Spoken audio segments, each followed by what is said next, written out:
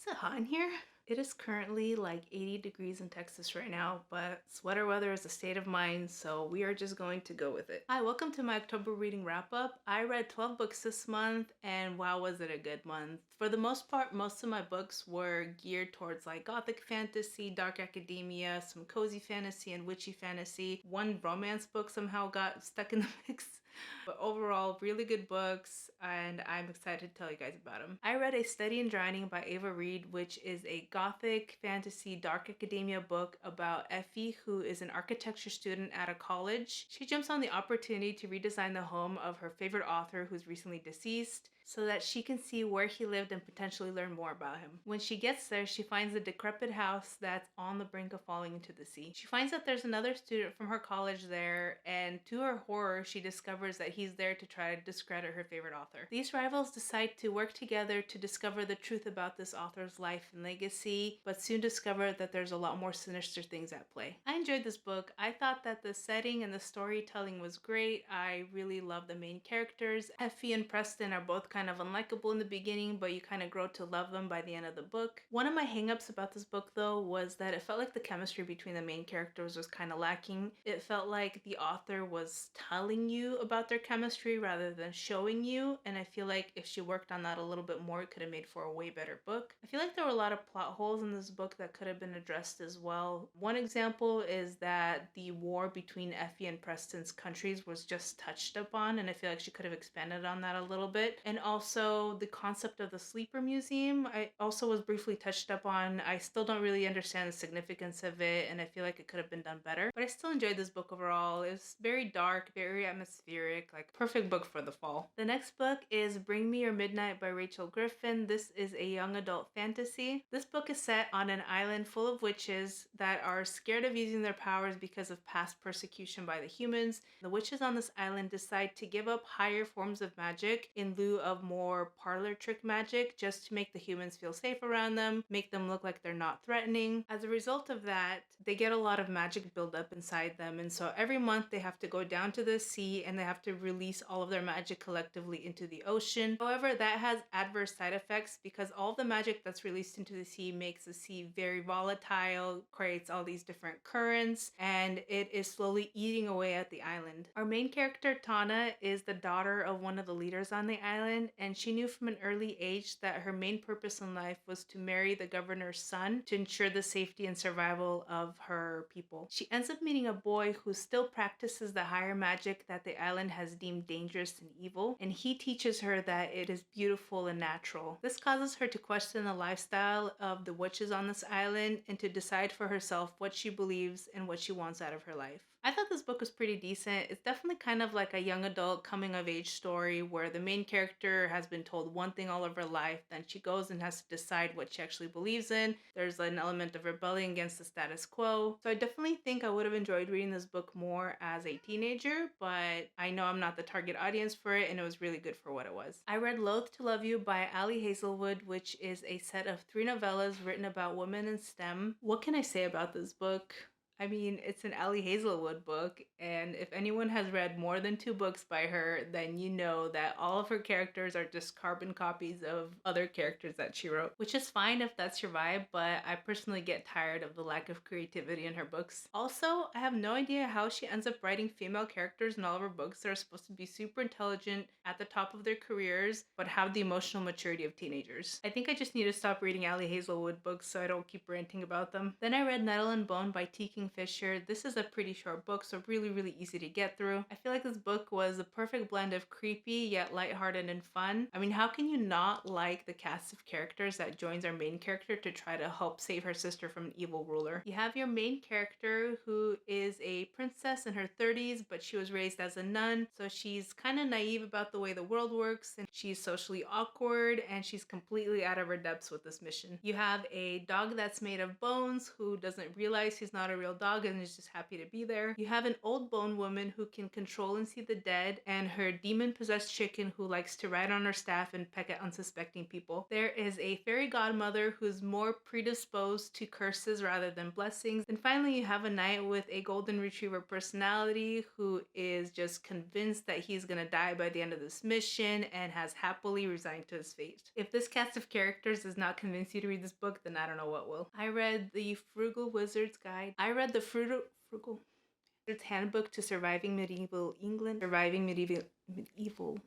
I read A Frugal Wizard's Handbook to Surviving Medieval England by Brandon Sanderson. This is his second secret project book. This is a short and quirky story about a modern man that's trying to survive medieval England without a memory of who he is or what he's doing there. Throughout this book, he's trying to piece together who he is as well as navigate his way around medieval England without any knowledge or experience. I thought this book was very enjoyable. Brandon Sanderson has such a way of taking a random idea and just surrounding it with creative storytelling and quirky characters and making a really good book. I thought the main character giving a star rating to every experience and item he interacts with was hilarious. For example, after hiding from people he wasn't sure were enemies or friends behind a tree, he gives the tree a star rating. He says, "Thanks for the cover," I whispered. "You're a good tree, tall, thick, and most importantly wooden. 4.5 stars. Would hide behind you again. Half a point off for lack of refreshment." His process in figuring out who he is and the way those assumptions about his character change as he remembers more and more things from his life, I think was really, really well done. I enjoyed the book a lot, but plot-wise it feels like it was more simpler than Brandon Sanderson's other works. Like if you want a cozy fantasy that is pretty level for the most part, not a lot of things happen, there's not a lot of highs and lows, this might be the book for you. But if you're looking for an epic fantasy with high stakes, then probably not the best book to read. I read A Forgery of Roses by Jessica S. Olsen. This is a young adult fantasy about a girl who can change people's appearances or heal their wounds by painting portraits of them. Because it's a dangerous power to have, she has to keep it secret. However, somebody finds out and she gets strong-armed into trying to bring somebody back from the dead by painting their portrait. Because she needs the money for her sick younger sister, she agrees to do this, and when she gets to the mansion, she finds out that this person might have died under more sinister circumstances and has to find out what happened to him. This book was okay. I didn't particularly like it, but I also didn't dislike it, so it was just kind of a meh read. I read Once There Were Wolves by Charlotte McConaughey. This is a relatively short, very interesting book about reintroducing wolves to the Scottish Highlands. The purpose of that is try to restore the ecosystem of that area that has been completely ruined by an overpopulation of deer. The main character is the person that's leading this project, and she has to deal with a lot of the pushback from the farmers, the local community. When a farmer is found dead, her wolves end up getting blamed, so she has to find out what really happened. This book is very thought-provoking. It is very fast-paced. I pretty much read it in one sitting and really, really enjoyed it. I read Leviathan's Song by Elsie Winters on my Kindle. This is a cozy fantasy romance about two cinnamon rolls that can't help but fall for each other. The male main character is a siren who was rejected by his people, so he's desperately trying not to get attached to anybody because he doesn't want to get hurt again. And our female main character is an elven tinker who is asked to create a golem to protect some fake creatures that are being brutally attacked. This book was really cute and cozy. I really enjoyed the main characters. I enjoyed the plot. This is the first book in a series of standalones, and I will probably be picking up the next book, so if you want a cute little cozy fantasy romance read, this is a good book. I read Air of Fire by Sarah J. Maas, which is the third book in the Throne of Glass series. In this book, Selena is recovering from massive heartbreak and is slowly losing herself. She ends up going to a new land where she slowly heals and ends up learning more about her powers and facing her history and her purpose in life. We end up being introduced to Rowan, who is kind of a questionable character in the beginning of the book, but by the end of it, he ends up being a great character. We also get introduced to Manon and get her POV. She's kind of a questionable character as well, and I'm not really sure how I feel about her yet. I'm really loving all of the characters and all of the POVs, but I feel like I kind of have to go through her books really slow because SJM has a tendency to put you in a false sense of security where you think that these characters are finally overcoming adversary and there's a lull in the plot, and then shit hits the fan and everything goes to hell. Like, I get really stressed out reading her books. I feel like I have to kind of take them slowly. One Dark Window and Two Twisted Crowns by Rachel Gillig. This is a duology. It is a gothic fantasy set in a really cool magical world. So it is set in a kingdom that is surrounded by a dangerous mist and a forest that infects people with this disease that basically gives them powers but also causes them to degrade in either body or mind. And the law of the kingdom is that these people that are infected need to be put to death. Elspeth, our main character, ends up getting infected as a child, but her family, instead of giving her off to the kingdom to be executed, end up hiding her away. So the kingdom's magic is based on a really cool card system. Depending on what sort of card you have, you can get certain powers. So like somebody can either be invisible if they have a specific card, or they get really strong. So as a child, Elspeth accidentally touches the nightmare card, and because of the ability that she gets from the disease, she ends up absorbing the card. As a result, the nightmare ends up kind of possessing her, and they can speak to each other in their minds, and occasionally she can use the strength to get out of a bind. So she keeps this power a secret because it could mean the difference between life and death for her. She gets attacked by some highwaymen one night, and that puts her in the middle of a rebellion against the ruling family, where these people are trying to basically compile all of the different cards together so that they can break the curse that is on this kingdom. This book was so good. I loved the setting, the